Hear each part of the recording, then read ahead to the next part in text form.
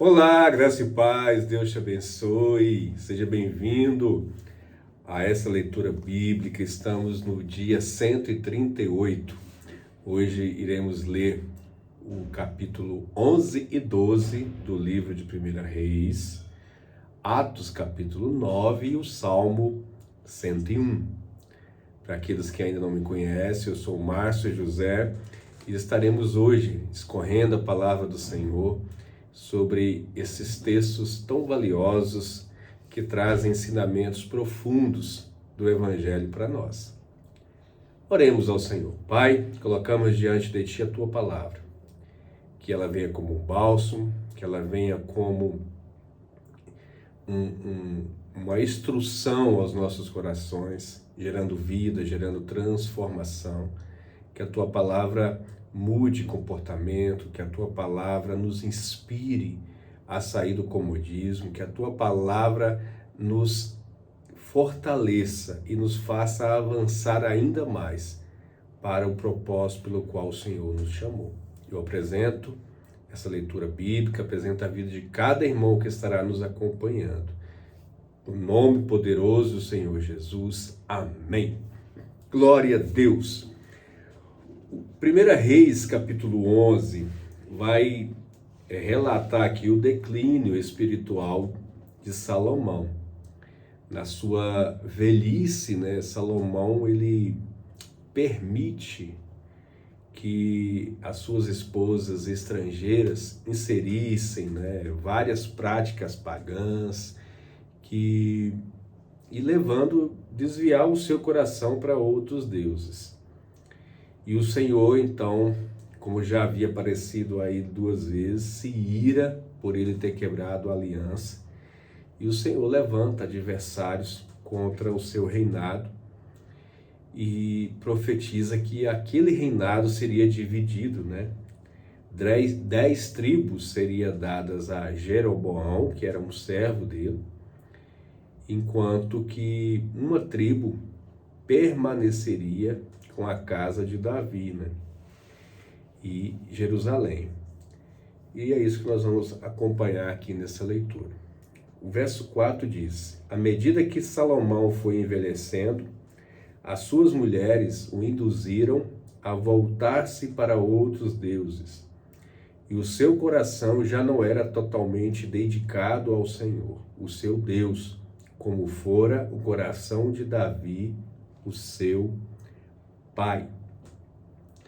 Então ele se afasta, ele segue Astarote, a deusa dos Sidônios, e incrível que pareça, até mesmo Moloque, que era o deus dos amonitas, era oferendas horríveis, havia até sacrifício de crianças na adoração a esse deus falso. E é isso que Salomão faz na sua velhice, E ele fez aquilo que era mal aos olhos do Senhor. E o Senhor se irou contra Salomão. No verso 11, então o Senhor lhe disse: já que esta é a sua atitude, e você não obedeceu à minha aliança, nem aos estatutos que ordenei a você, certamente tirarei de você o reino e darei a um dos seus servos. Ou seja, Deus já estava mostrando que ele seria deposto e que a sua descendência não ocuparia o seu lugar no trono. Essa era o castigo de Deus, essa era a resposta de Deus àquela desobediência de Salomão. E o Senhor vai relembrar dos grandes feitos, do amor que Davi, que era o pai de Salomão, tinha para com o Senhor. E no verso 13 ele fala que não vai tirar por inteiro. Deus ainda foi misericordioso. Fala, eu darei ao seu filho uma tribo, mas não é por sua causa. É por amor ao seu pai Davi. E por amor a Jerusalém, a cidade que escolhi. Então a gente percebe aqui o amor que Deus tinha com Davi e com o amor também que ele tinha com Jerusalém. E nós vemos isso até hoje. Muitos reinos se levantaram no transcorrer da história para tomar, para sitiar Jerusalém. O Senhor sempre deu um livramento, né? Por mais que destruíssem, por mais que se levantassem, Jerusalém continua de pé, porque o Senhor ama Jerusalém. E a partir do versículo 14, nós vamos ver os adversários que se levantaram contra Salomão, né, para cumprir o seu propósito. E é isso que vai acontecer aqui no restante dessa leitura. Mas no final desse capítulo, a gente vai ver a rebelião de Jeroboão, né, que era filho de Nebate. Ele era um dos oficiais de Salomão. E ele se levanta para tomar o trono, né, de Jeroboão. Isso aqui cumprindo aquilo que o Senhor já havia falado para Salomão. Finalizando o capítulo, a partir do capítulo, versículo 41, nós vamos ver que Salomão ele reinou 40 anos em Jerusalém, sobre todo Israel, e ele descansou com os seus antepassados e foi sepultado na cidade de Davi, o seu pai, e Roboão, o seu filho, o sucedeu como rei. Alguns ensinamentos que nós aprendemos nessa leitura. Primeiro, o perigo das pequenas concessões. Salomão ele não caiu da noite para o dia, ele foi permitindo que as suas mulheres, primeiro ele cumpriu aquilo que Deus havia falado para ele, que ele não deveria se contaminar, casar com mulheres de outros povos, e ele então na expansão do reino, achando que podia muito, ele foi casando com pessoas que não professavam a mesma fé que ele professava, não era da mesma linhagem do seu povo, e essas pequenas concessões, né, alguns casamentos, né, arranjados, né, alguns casamentos politicamente vantajosos, né, para estabelecer reinado, alianças, e isso foi contra a palavra de Deus. E isso foi a sua ruína. Então nós temos que tomar muito cuidado com as pequenas concessões. Isso nos afasta de Deus. Não negociaremos princípios, não podemos negociar princípios. E a grande batalha, ela se travou no coração dele. Porque lá em Provérbios 4, 23, fala que algo que nós devemos, sobre tudo que se deve guardar, guarda o teu coração, porque dele procedem as fontes de vida. Se tem algo que nós temos que guardar, é o nosso coração, porque algo que é colocado em nossos corações, um sentimento ruim, que vai gerar uma amargura, um ressentimento, isso vai nos contaminar. Então, guarda o teu coração para não pecar. Mas em meio a essa triste história, né, de infidelidade por parte de Salomão, nós vemos a fidelidade de Deus. A fidelidade de Deus prevaleceu quando Deus manteve a sua promessa a Davi, preservando a linhagem do remanescente, né? Então, isso nos lembra de Jesus, de Cristo, né? A obra que Jesus consumou na cruz é por causa da sua fidelidade, não porque nós merecemos, mas porque Ele nos amou primeiro. 1 Reis, capítulo 2, 12. 1 Reis, capítulo 12, nós vamos ver então aqui agora a divisão do reino, né? Quando Salomão morre, então Roboão, que era o seu descendente, seu filho, ele, a partir do versículo 1 aqui, ele vai a Siquém para ser confirmado como rei, porque todos os israelitas se reuniram ali em Siquém para proclamar o rei, e da mesma forma, Jeroboão, que havia fugido para o Egito, ele volta, né? E ele, então, Jeroboão junta, né, aquele povo, e o povo, então, reclama para Roboão, dizendo o jugo pesado que seu pai Salomão havia estabelecido com cobrança de impostos, né? Trabalho árduo, né? E Roboão fala assim, ó, daqui a 3 dias vocês voltem aqui que eu vou me aconselhar, eu vou verificar essa situação. E ele então consulta os anciãos que haviam servido com Salomão, e eles respondem, olha, se hoje fores um servo deste povo e servires a ele, dando-lhes uma resposta favorável, eles serão teu servo para sempre. Ou seja, o conselho daqueles anciãos fosse que ele atendesse às reivindicações daquele povo. Porém, Roboão, ao invés de escutar o conselho dos anciãos, ele consultou os jovens, aqueles que ele havia crescido, seus amigos, né? Aquelas pessoas que eram de sua confiança. E os jovens deram a resposta, olha o seguinte, o teu pai pôs sobre nós um jugo pesado, torna o mais leve. E aí ele diz, olha, o meu dedo mínimo é mais grosso do que a cintura do meu pai. Esse foi o conselho que aqueles jovens deram para Roboão dizer àquele povo diante daquele jugo pesado. E ele ainda fala assim, olha, o meu pai os castigou com chicotes, eu os castigarei com escorpiões. Que coisa terrível, né? O conselho errado de pessoas erradas leva a consequências desastrosas, consequências perigosíssimas.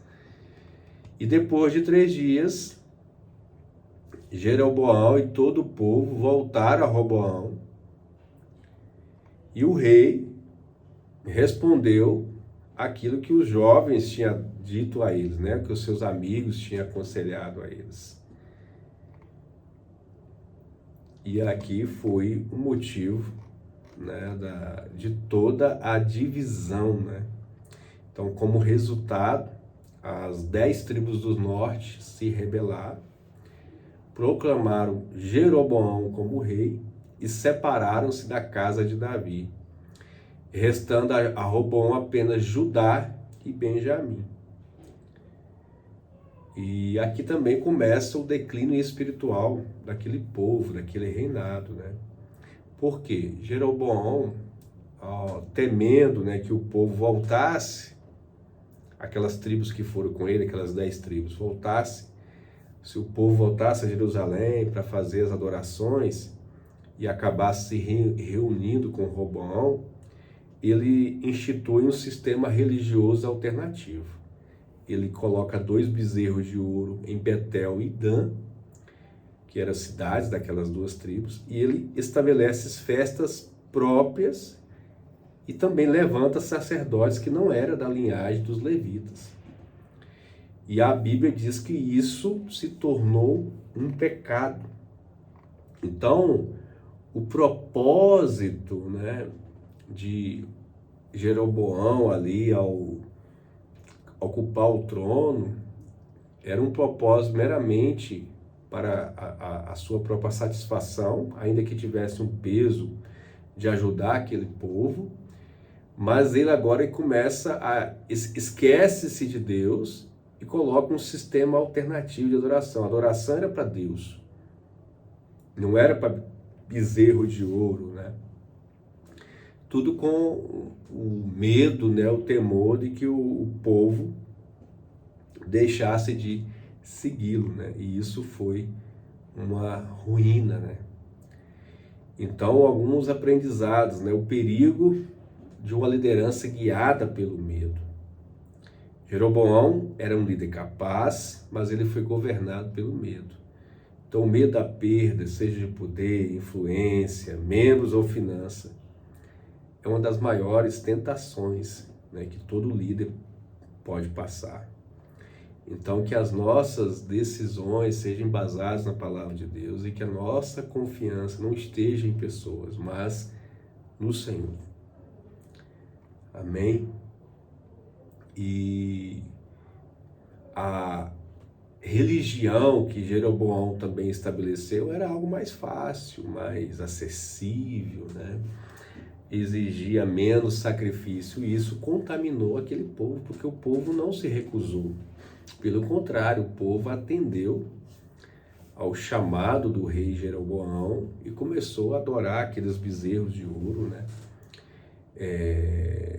E é isso que nós vemos muitas vezes hoje, né? No cristianismo moderno, no cristianismo fast food, né? Que as pessoas querem algo muito rápido e as pessoas começam a trocar princípios, negociar princípios de Deus, né? Tudo com o objetivo, não, nós temos que ganhar pessoas para Cristo. Mas para que Cristo nós estamos ganhando pessoas? Se o evangelho que nós estamos pregando não fala de transformação ou não fala de arrependimento. Que o evangelho que nós preguemos, que o evangelho que nós vivemos, seja um evangelho genuíno, puro, o evangelho do Senhor, que leva o homem ao arrependimento. Não podemos misturar as coisas, não pode haver um sincretismo, né, religioso. A igreja do Senhor, ela foi chamada a ser coluna e firmeza da verdade. Então nós devemos guardar a pureza do evangelho, devemos rejeitar qualquer dúvida de tentar atualizar o evangelho, né? Já ouvimos isso por aí. Pessoas dizendo que a Bíblia precisa ser atualizada. Não. A Bíblia precisa ser vivida. O evangelho não tem que ser atualizado nem adaptado. A verdade de Deus, ela não é maleável. A verdade de Deus, ela é eterna, ela é uma só. E é isso que nós temos que viver como igreja e pregar como igreja. Vamos agora para Atos, capítulo 9. Atos, capítulo 9, Novo Testamento, vai relatar aqui a conversão de Saulo, né? Então, Saulo, que era um fariseu, né? Ele recebe cartas, né, do sumo sacerdote para perseguir cristãos em Damasco. E no caminho que ele estava, na viagem que se aproximava de Damasco, de repente brilhou ao redor dele uma luz que vinha do céu. O verso 4 diz: ele caiu por terra e ouviu uma voz que lhe dizia: Saulo, Saulo, por que você me persegue? Saulo perguntou: quem és tu, Senhor? Ele respondeu: eu sou Jesus, a quem você persegue. Então ele teve um encontro com Jesus. De perseguidor, ele agora passa a ser perseguido. Deus é especialista em mudar pessoas, em mudar situações para cumprir o seu propósito, né? Ele fica cego, ele então é enviado para a casa de um homem chamado Ananias, e esse homem teve uma visão com o Senhor, e o Senhor falou que Ananias devia impor as mãos sobre ele para que as escamas dos olhos de Saulo caíssem. E Ananias obedece, impõe as mãos sobre Saulo, e Saulo recupera a visão e ele é cheio do Espírito Santo e é batizado. E começa agora o ministério de Saulo, né? Ele começa a pregar que Jesus é o Filho de Deus. Aquele que ele perseguia, aquele que ele matava, aquele que ele colocava nas prisões por causa desse Jesus, ele agora se torna um discípulo, ele se torna um anunciador desse evangelho e ele começa a falar de Jesus. Então ele causa espanto, tanto para os fariseus, para os saduqueus, os religiosos da época, como para os cristãos, porque eles não entendiam, né, que aquele homem que até pouco tempo atrás estava perseguindo, agora tivesse convertido. Algumas coisas que nós vamos aprender aqui nesse texto, né, nessa passagem, desse capítulo 9 de Atos. Primeiro, que a graça de Deus, ela é soberana. Então, quando Deus quer alcançar alguém, ele vai mover, né? E é isso que nós temos que ter em mente. Pode ser o maior inimigo que você tem, pode ser o maior inimigo da igreja. Se Deus quiser salvar, Deus vai mudar. Então, que nós venhamos olhar para as pessoas que nos perseguem, olhar para aqueles que perseguem o povo de Deus com um olhar de misericórdia, sabendo que Deus pode transformá-lo, ele pode ter um encontro com Jesus também. Foi isso que Deus fez com Saulo, né? E a gente percebe aqui que a conversão de Saulo nos mostra que a salvação é uma obra sobrenatural de Deus, não um mero aprimoramento moral. Ele foi convencido. Não, foi algo genuíno. Foi o Espírito Santo que moveu no coração dele, para que ele entendesse que estava errado e entendesse quem era Jesus e qual era o propósito agora da sua vida, de perseguidor para anunciador do Evangelho. E durante esse processo, ele foi discipulado. Ele foi discipulado por uma pessoa comum. A Bíblia só vai falar de Ananias apenas aqui nessa história. Mas Deus usou pessoas comuns, pessoas simples, para discipular aquele que se tornaria um grande apóstolo, um grande defensor da palavra de Deus, aquele que escreveu a maioria dos livros do Novo Testamento, escreveu 13 cartas e trouxe várias doutrinas para a igreja, né? Mas tudo começou com o discipulado de um homem simples, chamado Ananias, mas que era um homem fiel, obediente a Deus.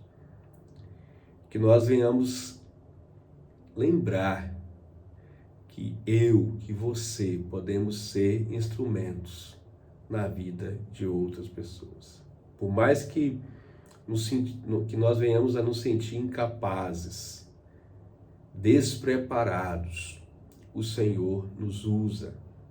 Então você talvez que está me assistindo, está ouvindo lendo esse texto, se sinta assim. Eu quero dizer que Deus usou pessoas improváveis para abençoar e para transformar a vida de grandes homens que se tornaram relevantes, que se tornaram famosos, né, na história, né, que fizeram algo extraordinário, né, algo relevantíssimo, né, para o corpo de Cristo. E finalizando, o Salmo 101. O Salmo 101, ele é uma declaração de Davi sobre como deseja governar a sua vida e seu reino. Ele se compromete a cantar do amor e da justiça de Deus e a andar com integridade. Diz assim os versos aqui desse Salmo 101. Cantarei a tua lealdade e justiça, a ti, Senhor, cantarei louvores.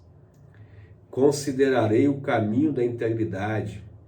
Quando virás ao meu encontro, dentro da minha casa viverei com um coração íntegro. Verso 4. Longe de mim o coração perverso, não quero envolver-me com o mal. E o verso 8, ele diz: cada manhã farei calar todos os ímpios dessa terra, eliminarei todos os malfeitores da cidade do Senhor. Então Davi, ele expressa aqui um ideal de um governo justo, né, que nenhum rei humano é capaz de cumprir plenamente, exceto um, Jesus. Porque Jesus é o rei que andou em perfeita integridade, que rejeitou o mal sem ceder à tentação, cujos olhos buscam os fiéis para fazer deles sua morada. Que essa leitura de hoje possa despertar em seu coração esse sentimento de pertencimento. Você pertence ao reino do Senhor. Então, Não se contamine. Não abra pequenas concessões como Salomão fez. Não negocie princípios, mas mantenha a chama do Evangelho acesa, a chama do Espírito Santo acesa no seu coração e na sua vida. Não faça como Jeroboão, que quis fazer um sistema paralelo de adoração, tudo para satisfazer os seus próprios desejos, as suas próprias aspirações. Mas seja como Davi, que ao declarar esse salmo, ele tem o desejo de cantar a lealdade e a justiça de Deus. Que tem o desejo de andar no caminho da integridade. Que tem o desejo de viver com um coração íntegro. Que você entenda que você, mesmo se sentindo um Ananias pequeno, despreparado, incapaz, limitado, você sim pode discipular alguém. Você sim pode fazer a diferença na vida de outras pessoas. Comece hoje, nessa sexta-feira, nesse fim de semana, falando de Jesus, falando dos grandes feitos do Senhor. Eu tenho certeza que Deus, através do Espírito Santo, vai colocar palavras em sua boca. O Espírito Santo vai te fazer lembrar de cada palavra que você está estudando aqui nesse projeto de leitura bíblica. E Deus vai te dar graça, vai te dar revelação, entendimento, palavra de sabedoria, para ser luz na vida de alguém. Tá bom? Que Deus te abençoe em Cristo Jesus, que você tenha um excelente dia, um fim de semana abençoado, que amanhã não, né? Que hoje, eu sempre confundo que o jogo da seleção é no sábado, que hoje à noite a seleção brasileira tenha êxito, né? E se não tenha, se o time não ter êxito, que o nosso time ele é sempre vencedor. Nós fazemos parte do time de Cristo. E o time do Senhor, ele não perde nenhuma. Tá bom? Não esqueça de dar o like, de compartilhar essa mensagem, de inscrever e marcar aqui o sininho para que você receba as notificações. Que Deus te abençoe em nome de Jesus. Um abraço.